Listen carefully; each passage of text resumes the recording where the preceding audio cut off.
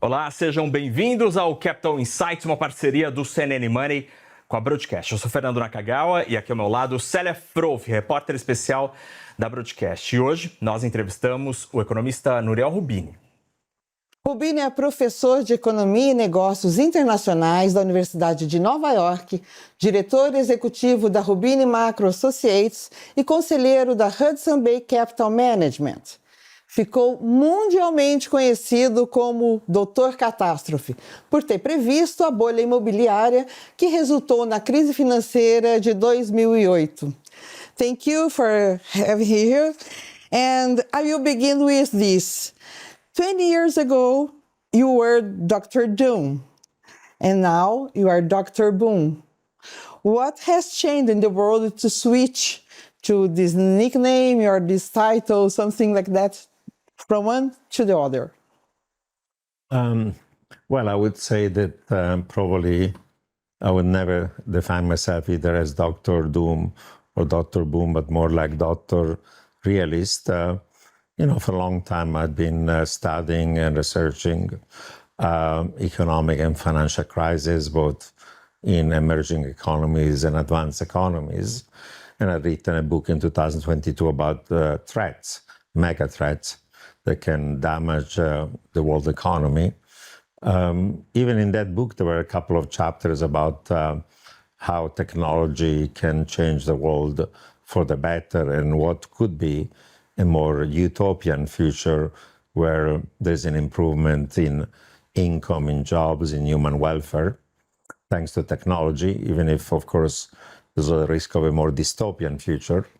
But probably what has led me to be cautiously more optimistic, at least, about the impact of technology is that the technological innovation that have occurred since 2022 imply that probably global growth could become higher over time.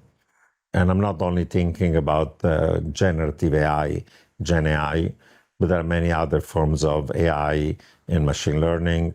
There is semiconductors, there is robotic and automation, there is biomedical research is going to make us live healthier for longer.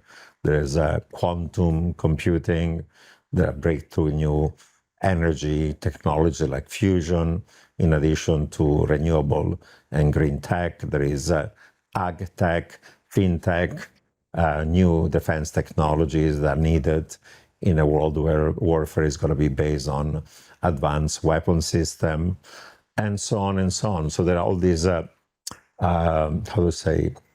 flowering of many technologies of the future, a dozen of different types of industries, including even things like space exploration and exploitation. And therefore, US, China, but gradually the rest of the world is going to have this acceleration of growth. And that's positive because it leads to higher growth, higher per capita income, higher life expectancy, and improvement in human welfare. So it's a balance between the forces that are negative, they're going to reduce growth and increase inflation, what I call stagflationary forces that still do exist in many parts of the world, geopolitical fragmentation, deglobalization, backlash against liberal democracy, and the forces of technology can improve the world for the better. So I'm slightly more optimistic about the role of technology, I would say. So looking for the positive side, Professor, what is the main economic result of this technological think on everything? We are talking about productivity, efficiency, or development, growth. What is the main result of the technology on economy? Well, it's a combination of all those things, why today we are more wealthy than we were 50 years ago, or 100 years ago, or 200 years ago.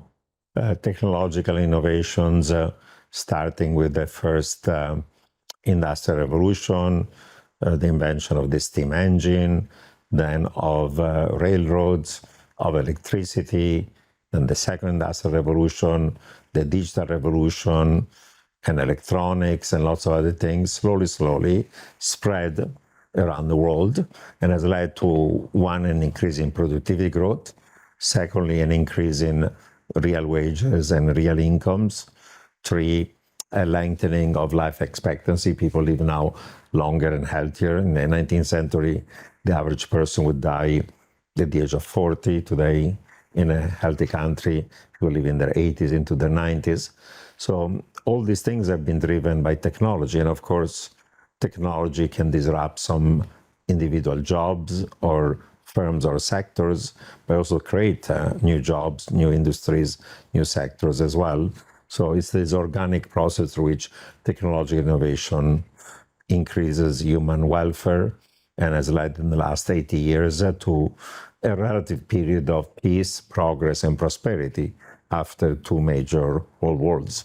And now these new technology of the future going to imply an acceleration of those increases in productivity. Looking for the history, you can compare the situation today with somewhere in the past in terms of revolution and technology? Well, I would be as bold as saying that the current spurt of technological innovation, and as I said, AI is only one of the dozen or so new industries of the future. I think people are a little bit too obsessed with Gen AI, but there is so much else happening.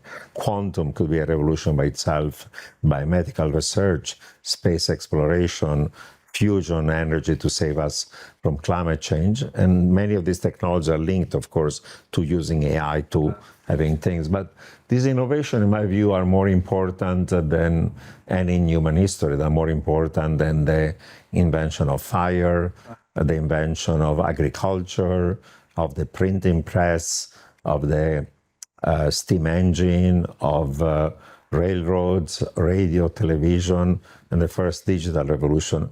I think they're going to really disrupt in ways that we only now start to understand. And they're going to disrupt both jobs and industries, manual, digital jobs, white-collar jobs, blue-collar jobs. I think an entire transformation of the world is going to occur in the next few decades. Of course, it's not going to happen overnight.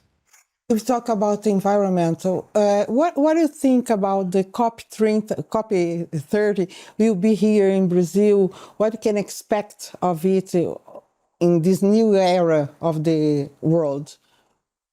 Well, global climate change is occurring, is a scientific fact, and is occurring probably at an accelerating rate. And therefore, the economic, human, environmental, economic, and fiscal cost of it are becoming worse and worse. Every day you see in the news a new item about a new hurricane or drought or some severe weather event. And people refer to them as being natural disasters, but they're not natural disasters. Most of them are human disasters or triggered by human behavior that causes acceleration in global climate change. So that's the bad news. The good news is that there is a variety of technologies that are going to address global climate change. Some of them have to do with mitigation. That means trying to reach net zero while maintaining positive economic growth. Certainly, renewable energy or clean and green hydrogen or carbon capture and sequestration may go in this direction. In my view, fusion energy is a revolution. It's going to happen next few years. Could be one of those magic bullets. Some of it has to do with adaptation, how we try to protect our infrastructures if there will be a rise of temperature from excessive damage, and there are technological solutions. And some of it has to do with these geoengineering ideas, throwing into the high atmosphere particles so that the sunlight is reflected so we don't get the greenhouse effect. So there are dozens of different types of technologies, and each one of them goes there. COP is important. Of course, some of the backtracking is that the new US administration of Trump is getting out of the Paris Agreement. I would say, however, that Trump got out of the Paris Agreement even during his first administration, and the movement towards green transition continued. And now the green transition train has left the station in the sense that there are enough countries and corporate firms and local regional states, even with US, that are investing into this new technology.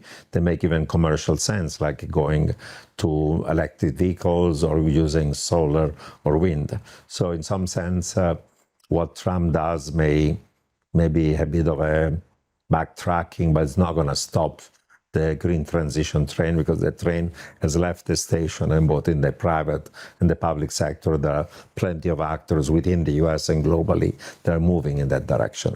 Professor, we will talk on Trump administration, but before, on technology and economy, could you choose or mention some good sectors and bad sectors they are positioned now, today, looking for the future, and how they deal with the technology? I mean, I'm asking you on the assets, on the stock market, which sectors are dealing good in a good way, in a bad way with technology? Well, there are some sectors that are completely new. They're gonna definitely increase potential growth and productivity, and of course, everything related to AI, machine learning is one of them. But related to that is that initially people thought that the sector will be disrupted with more white-collar jobs because Gen AI is about software. Well, they said the manual work cannot be replaced. But now there's been the last year, this integration between software and hardware is going to allow these new humanoid robots to follow for a few months whatever a factory worker does, or what a construction worker does, or even a housekeeper can do, and then do those kind of jobs. That's a humanoid robots is a revolution. Other things did not exist before. As I said, fusion energy did not exist before. The ability of doing quantum computing, significant advances in space exploration and exploitation. So some of them are totally new industries that did not exist. Other ones are instead industries that are going to be disrupted by technology. You know, in financial services, we have traditional banks and non-bank financial institutions, but now there's a variety of fintech firms that are using, all of them, big data and machine learning that can use those big data in order then to make decisions about payments, about lending, about insurance, about even asset management and managing a portfolio in a quantitative way. So there'll be a disruption even of traditional industries that were dominated by traditional, say, banks and financial institutions, by these new fintech companies. One last question on it. Do you think that there is a dilemma between save the planet and growth to the companies, to the countries? Well, until recently, there was a dilemma because, in order to achieve net zero emissions, we needed to have, negative economic growth. With positive economic growth, you would have significant still increase in net greenhouse gas emissions.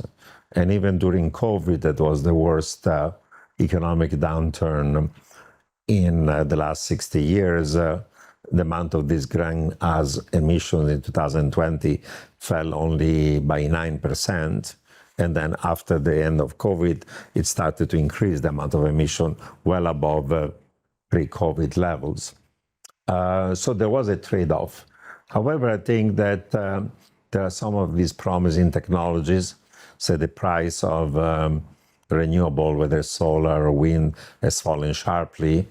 The bottleneck with solar and wind is going to be having large batteries that can store the energy, because the production of it is intermittent. When there is sun, you do it. When there is not, you don't. But then the consumption is more stable.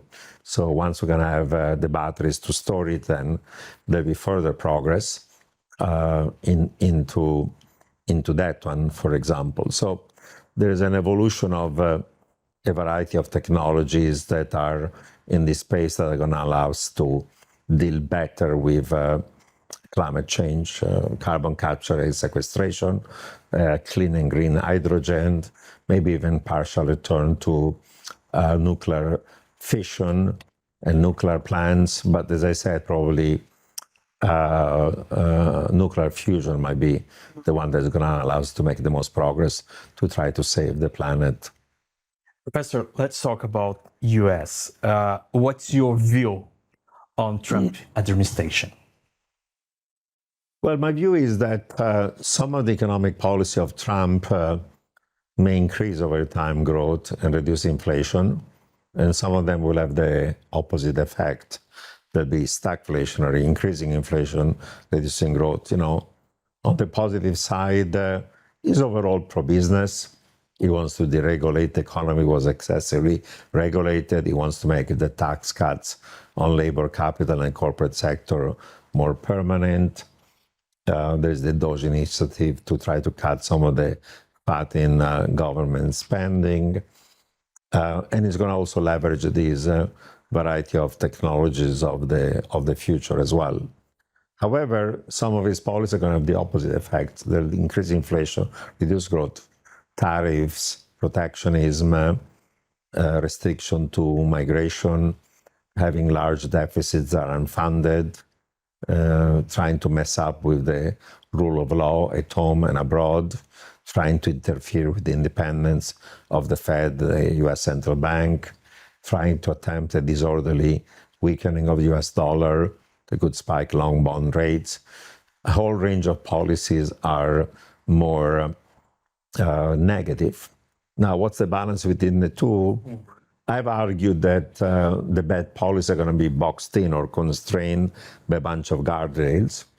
The first one is what economists refer to as market discipline. When he did the April 2nd announcement of high tariffs, the stock market fell, bond yields went higher, mortgage rates went higher, the cost of credit for the private sector went higher, the dollar started to fall, and that tightening of financial condition could have eventually led to inflation and a recession.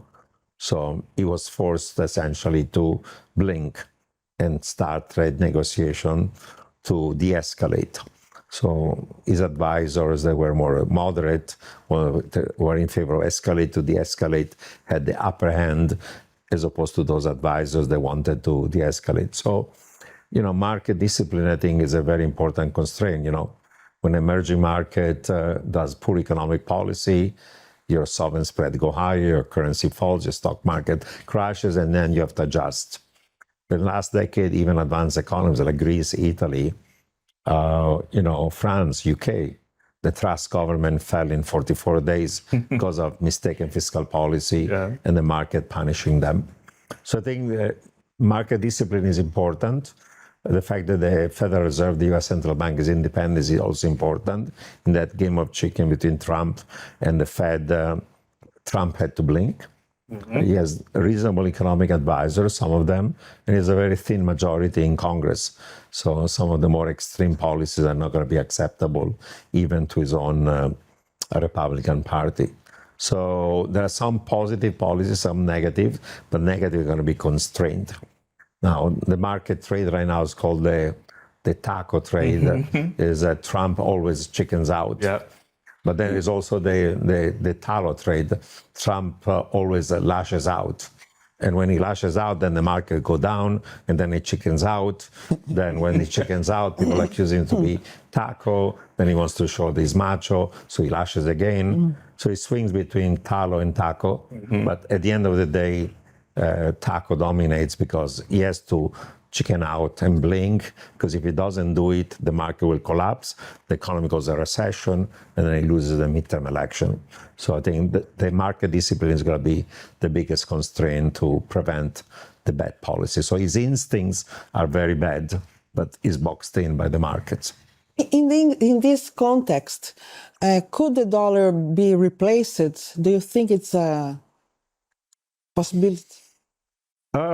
People worry that the policy of Trump have been stagflationary, trade protectionism, the damage to U.S. brand, and people may want to try to get out of dollar asset because U.S. has large trade deficits, large fiscal deficits, and these twin deficits may weaken the dollar. The trouble is that, first of all, you cannot replace something with nothing. What's the alternative to the US dollar?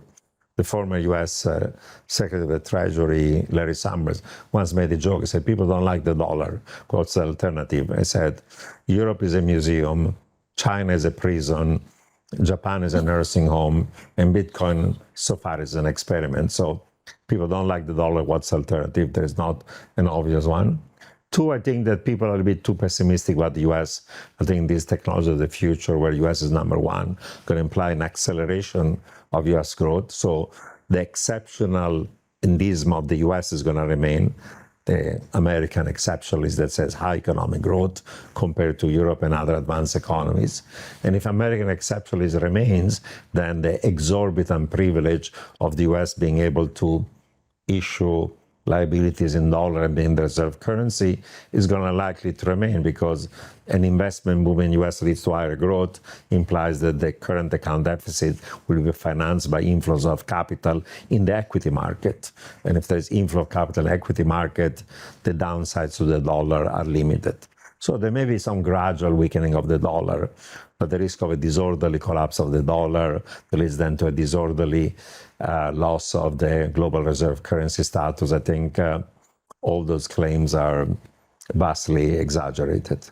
And what's your view on the fiscal policy in America? Are you concerned with the high level of the debts there? Yeah, I'm concerned, and the current fiscal bill passed by Congress would not only not reduce the deficit, but may over time, increase it. Again, I think that at some point, again, market discipline is going to reassert itself. You know, the most powerful people in the world are what people refer to as the bond vigilantes. You know, people in places in Latin America and even Brazil know about them. They know about the spread. If you do bad policy, the market punish you. So, Trump controls his party, controls Congress, controls the Supreme Court, controls even social media, because his buddy Elon Musk owns Twitter, X now. But he cannot control the markets. So when he did these Liberation Day tariffs, the stock market went down, bond yields for government treasury went higher, mortgage rates went higher, credit spreads, this cost of borrowing for the private sector went higher, the dollar started to fall disorderly, and that financial distress would have led to a recession. So he had to blink, he had to chicken out. So, the former political advisor of Bill Clinton, Jim Carville, once said, if there is a reincarnation, I don't want to be reincarnated as the Pope or the US president, allegedly the most important and powerful people in the world. So I want to be reincarnated as the bond market so I can intimidate everybody that's against me. Literally, the most powerful people in the world are bond vigilantes or stock market or credit or FX vigilantes. Those are the ones that essentially force countries from Brazil to Latin America, to Asia, to Turkey, to advanced economies, including the US. Even a country like the US that is the exorbitant privilege of the US dollar reserve currency, when it runs large twin fiscal and current account deficit, faces the market discipline, and that constrains your behavior from becoming too, disorderly and wrong in terms of bad policy. So I'm optimistic that even on fiscal policy, certainly on trade, the market discipline worked. And even on fiscal policy, if they're going to lead to larger deficits, then bond yields become higher. That crowd out economic growth, weakens the economy and the markets, and then you'll have to change those policies. Now, the final caveat is European potential growth is only 1%, Eurozone. US is already at 2%, but because of technology of the future, probably potential growth in US today is already closer to 3% than 2%. And by the end of the decade, this technology of the future may imply a growth of 4%. The debt to GDP ratio is the ratio between debt to GDP. And if the denominator GDP is growing fast, your debt ratio can fall even if you have large deficits. So I'm actually optimistic that part, not all of the solution to the US fiscal problems is going to be higher economic growth. And on this discussion, Professor, technology can create inflation? No, usually it's the opposite. you have negative aggregate supply shocks, reduce growth and increase inflation, like trade wars and protectionism, like COVID and blockages to supply chains, like restricting migration and the increase in the labor supply, while technology has the benefit that increases potential growth and productivity. But since you have more supply of goods, inflation goes lower because the supply of goods is greater given demand. So you have deflation. There's a good deflation. The bad deflation is when you have, like the Great Depression, a lack of aggregate demand, output is collapsing, and since there is no demand, prices is falling, as opposed to an increase in the supply of goods and services from technology that increases production while reduces cost of production. So it's disinflationary, but it's good disinflation driven by more supply rather than bad deflation driven by lack of demand. So technology actually reduces inflation rather than increase it. Under Trump administration, we are seeing WTO and the other organizations becoming less relevant. What do you see the future? We have to be bilateral agreements. How the world will trade by now? No, you're right. Unfortunately, the Trump administration doesn't believe in multilateralism, believe in unilateralism, doesn't believe in international organizations, whether it is the WTO or World Health Organization or others like the UN system and so on. So wants to make decisions unilaterally because they believe the US is powerful. So instead of rule of law is the rule of the jungle, rather than who is right, who has might, and impose his will on other people. So we live in a world, unfortunately, also of a geopolitical depression where most countries now trying to follow strictly their own national interests rather than providing, global public goods. The best I can say is one, there may be more like bilateral rather than multilateral trade and other deals. Secondly, even an important, strong power like the US needs friends and allies. If you want to deal with rivals like China or Russia, Iran or Korea, you cannot do it all alone. You have to have friends and allies, whether in Asia or in Europe and so on. So I think that there are these very new unilateralist, nationalist and nativist against instincts. But then the wiser and cooler mind hopefully going to prevail by telling him a great power like the US cannot become isolationist or just impose his will without caring. You have to win over friends and allies, because if you don't win them over, somebody else will. So even a strong power like US doesn't have unlimited power and needs to have friends and allies in the world. So they'll get the reality check, and once they get the reality check, things will moderate. Of course, some of these unilateralist tendencies are going to be remaining, unfortunately, but they're not going to be unconstrained. So it's possible to say that we are seeing the end of the world created after the Second War? Bretton Woods is finished? Certainly it looks like a world in which there is more geopolitical rivalry between great powers, where most big powers try to follow their own national interest as opposed to providing global public goods. So it looks like a world that is different from before, but we're not going to have massive, complete deglobalization. There'll be some slowbalization, some de-risking, some decoupling in things that are strategically, important. The two institutions of Bretton Woods, the IMF and the World Bank, may be reformed, but they're not going to disappear. Even Trump can use those organizations to pursue some of the U.S. Kind of global interest and so on. But definitely, compared to a period of time of hyper globalization, where after the collapse of the Soviet Union and the opening up of China and India, there was more trade in goods, in services, the movement of capital, labor, data, technology, information. Now we're going towards a period of relative retrenchment. It's not full deglobalization, but less globalization than before. And if we work together, hopefully we can avoid the severity of those deglobalization trends, but they're there. Most countries are slightly more protectionist. They believe that you need government intervention in the economy. You have to protect national champions. You have to regulate certain sectors. You have to pursue national interests. You have to find economic or strategic autonomy, independence in critical materials and industries of the future. So it's not anymore the laissez-faire pre-capitalist model that exists before. It's a world with more limited globalization, definitely so. Great. Thank you, Professor. We'll make a quick pause now.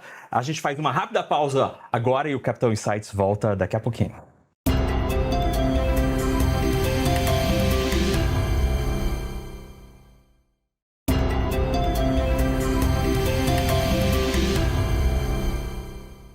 O Capital Insights está de volta. Hoje recebemos o economista Noriel Roubini.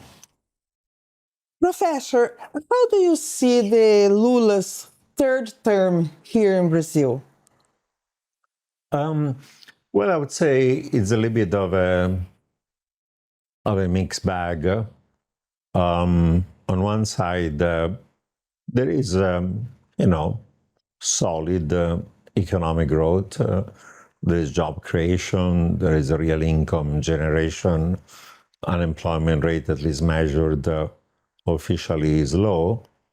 But, the structural reform that would increase potential growth are not to the most extent occurring. The budget deficit is still too high compared to what it should be, and therefore, public debt as a share of GDP is still quite high. And, Brazil is always the country of the future, doesn't seem to be ever able to achieve that really brighter future. Potential growth in Brazil is probably somewhere between 2 to 3%.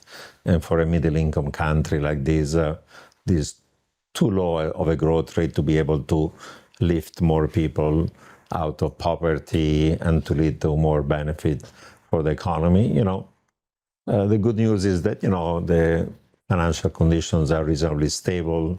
There's not a risk of a financial crisis. There is still good dynamics of exports because Brazil produces ag goods and other raw materials that are in demand by China and other parts of the world.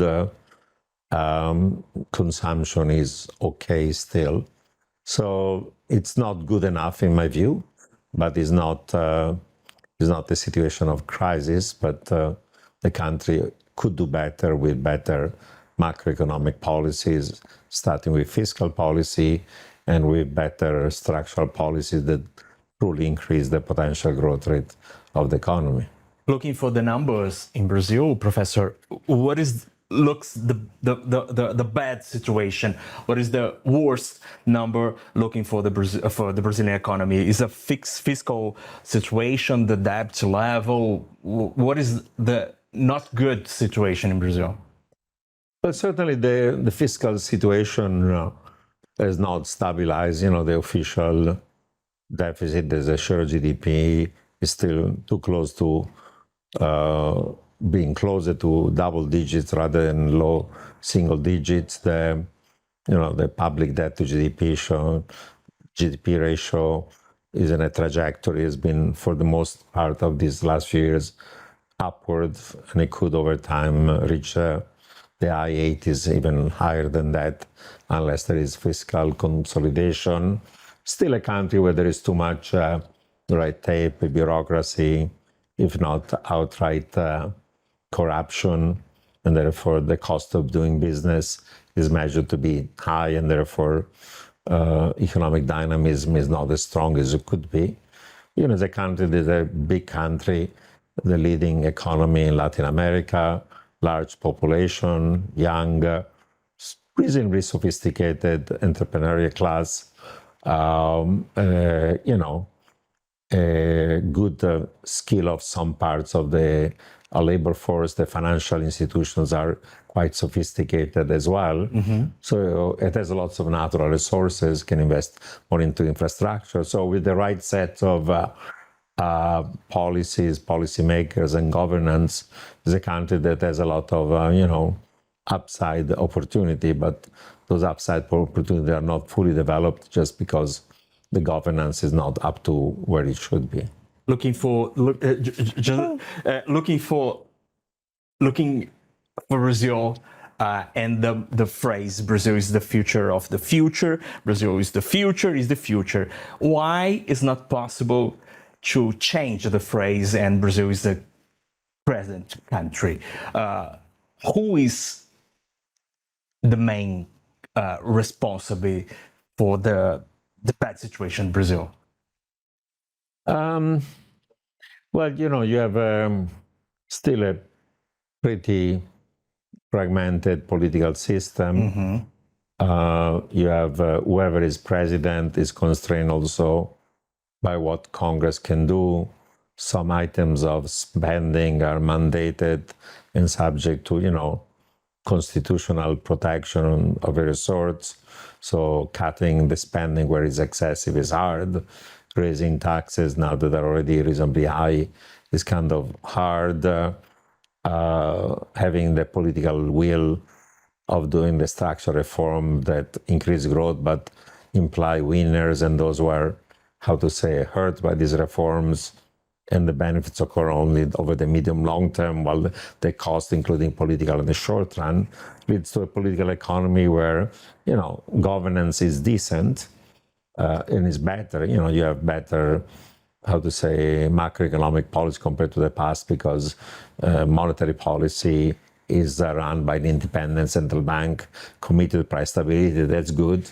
There are even fiscal rules and laws that should be restraining those budget deficits, and it's good to have them on paper, but you have to implement them. So the macro framework is okay, is not perfect.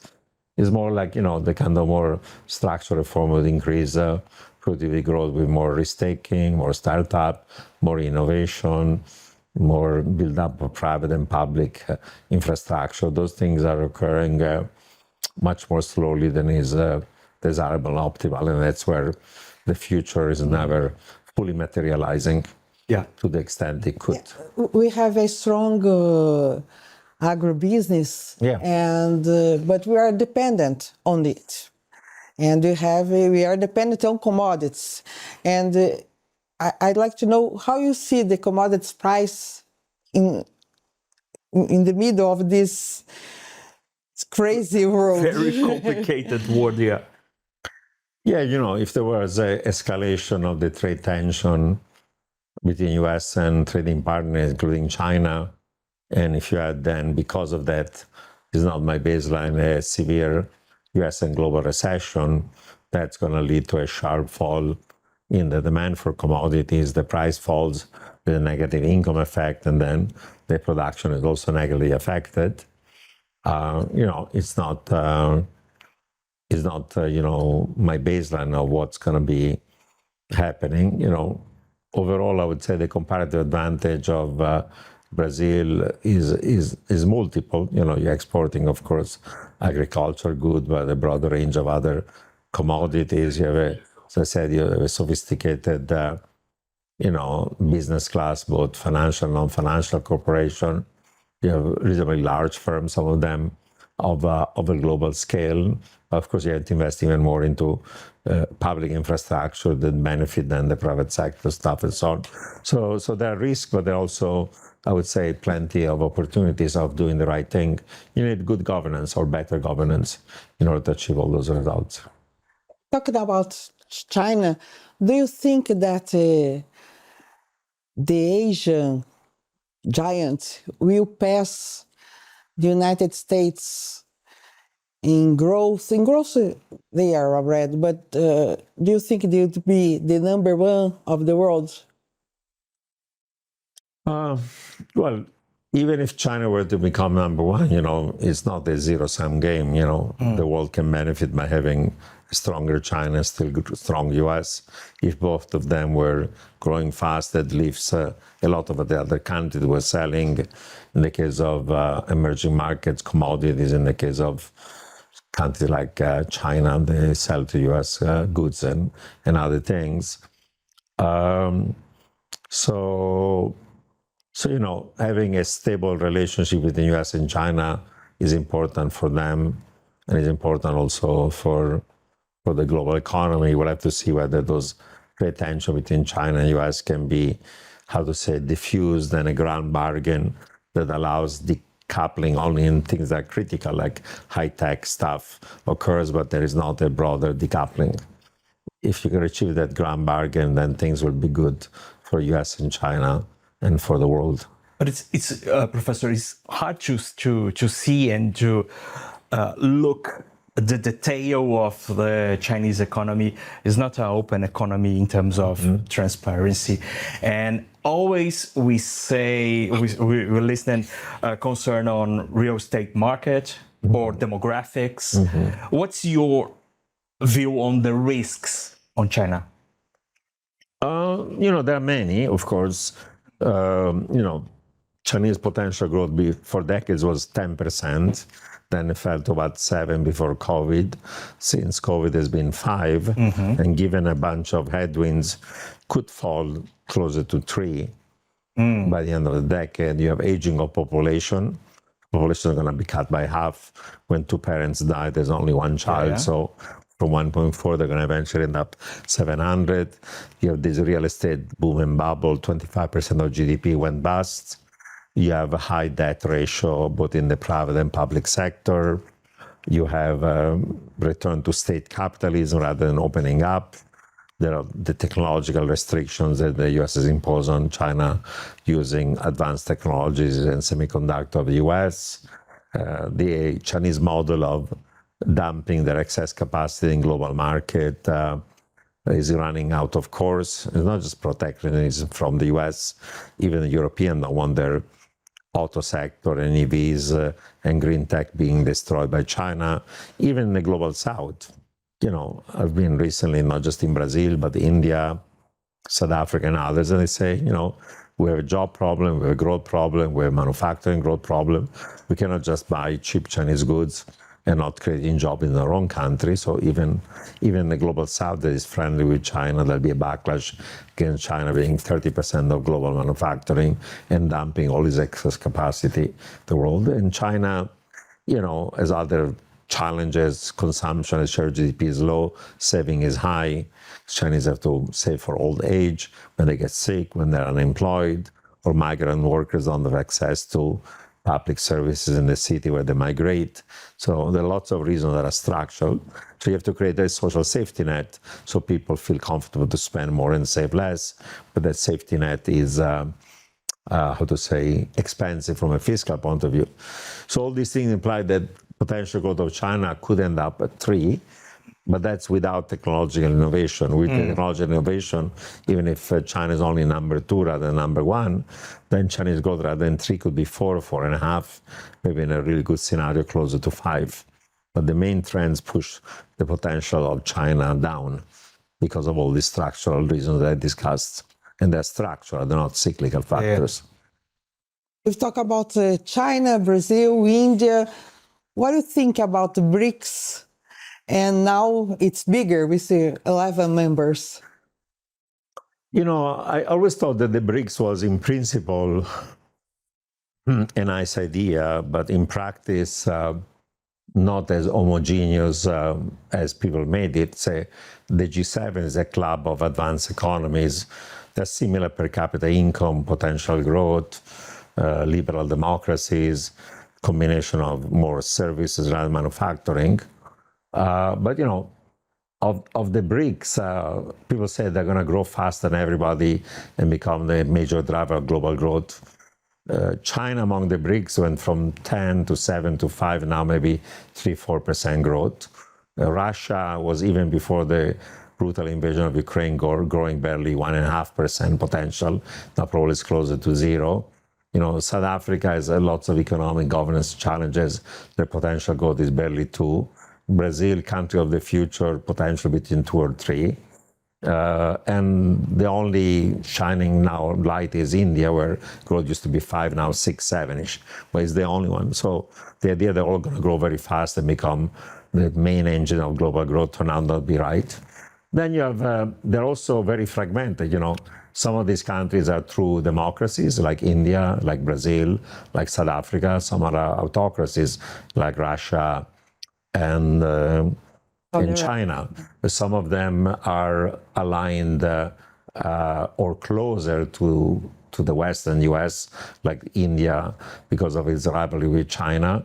Some of them are rival of the US and the West, like Russia and China. Some of them are sitting on the fence, middle power or swing states, like Brazil or like South Africa. Some of them are having comparative advantages in manufacturing, China, others in commodities like Brazil, South Africa, and Russia, and some of them in services like India.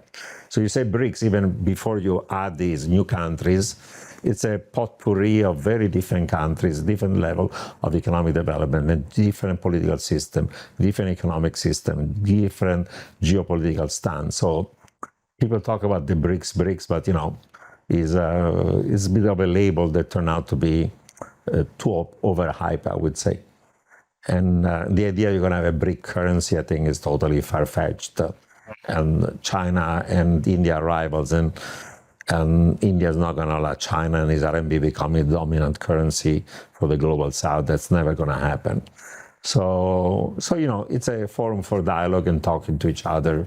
But I think that there's too many diversity for them to have really a common front on many of the global issues, and some of them are very rival with each other. So I think it's a cautious point to make. And now we have in the Bank of BRICS, the new development bank, Dilma Rousseff, that is the Brazilian former president.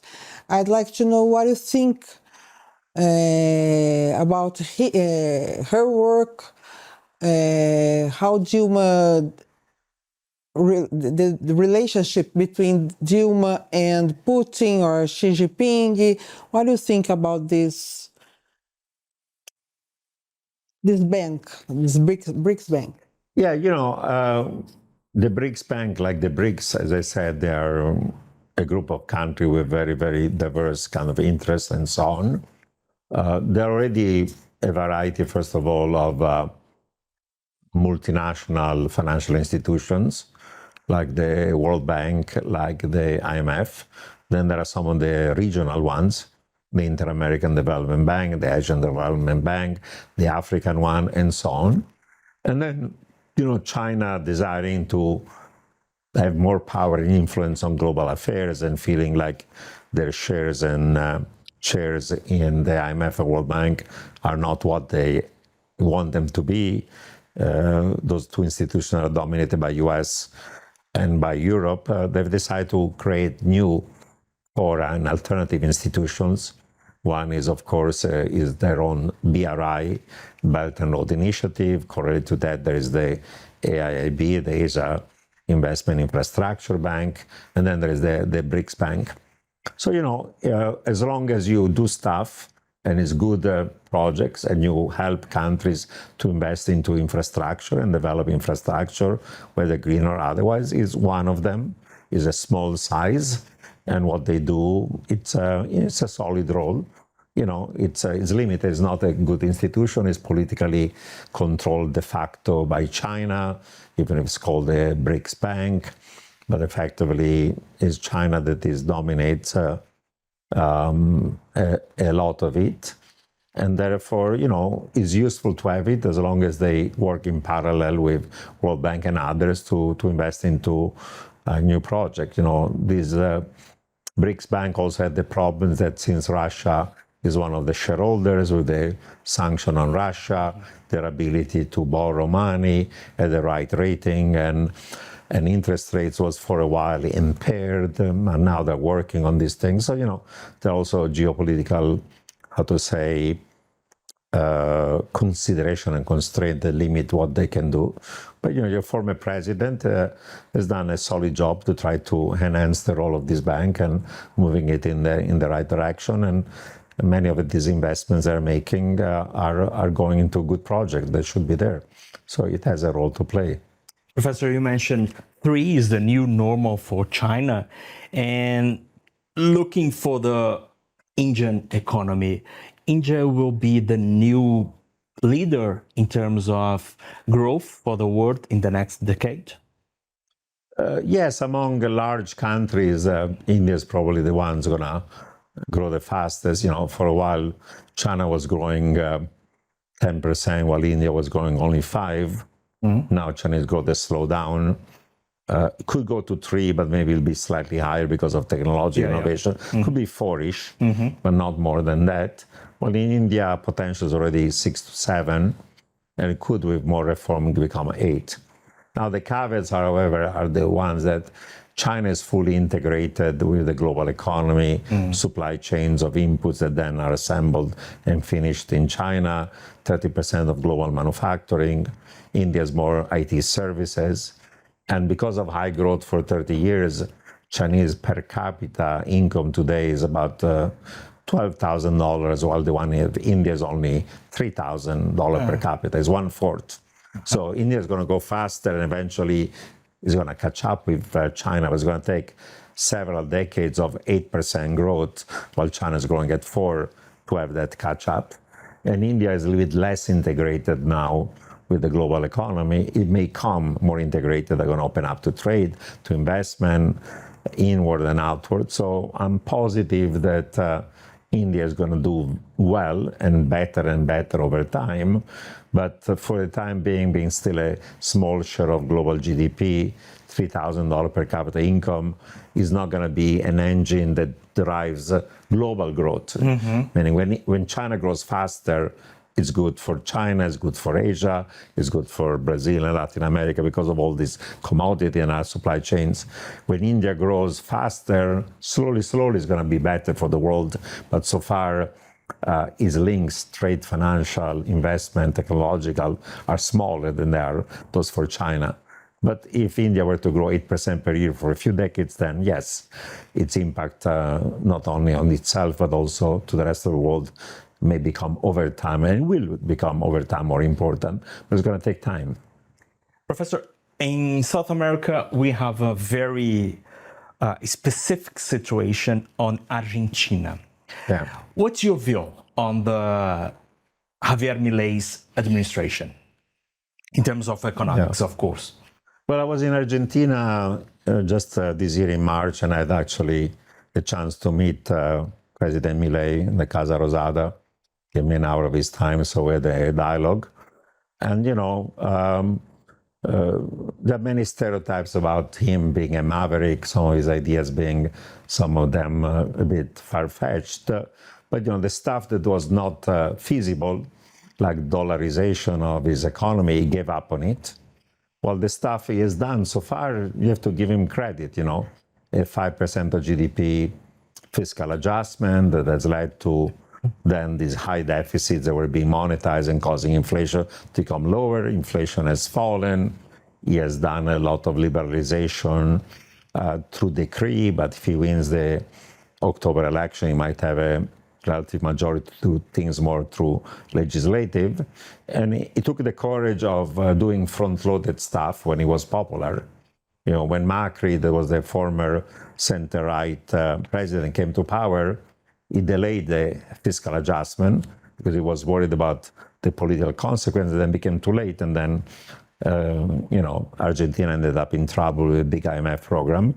And then inflation got out of control, and then they elected somebody even more, the Fernandez Kirchner, who did even worse. Well, you have to give credit to Milei. He took the courage of taking risk of doing the stuff that was painful. But, he protected the bottom 20% of the people by having enough subsidies so that this group of people would not be hurt. And he did tough choices. The economy contracted last year only for 4 months, and by the year end was growing already 5% above previous year levels, and is going in the right direction. Argentina is always going to do these cycles of every 10 years ending up either with a default or with high or hyperinflation. Maybe for the first time in many decades, they can break the cycle and become a normal country that is macroeconomically stable, opens up to investment. There's a huge amount of natural resources from not just agriculture, but also critical metals and others that if foreign investment comes, they could grow very fast. And Argentina could have a brighter future. So I have to give him credit that, the more extreme and not viable policy were set aside, and the stuff that need to be done, painful, get the courage of doing them. So they're going in the right direction for the first time in a long time. Yeah, sure.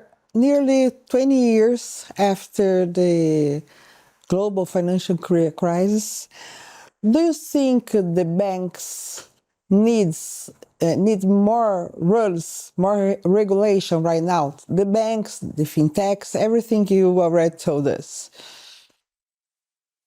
Well, what happened after the global financial crisis was that traditional banks were subject to new regulation, what we refer to as Basel III, with more capital, more liquidity, better supervision, and so on.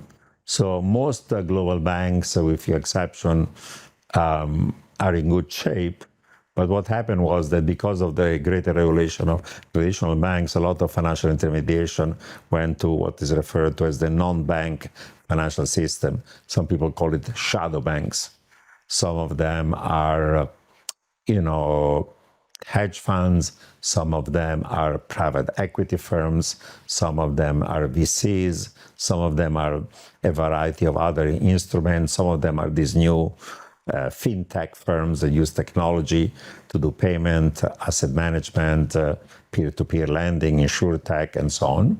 And some of it was also the fringes of other stuff that, is the crypto stuff, is much more fickle and volatile. So the risk of leverage and excessive risk-taking among traditional banks are much more limited today.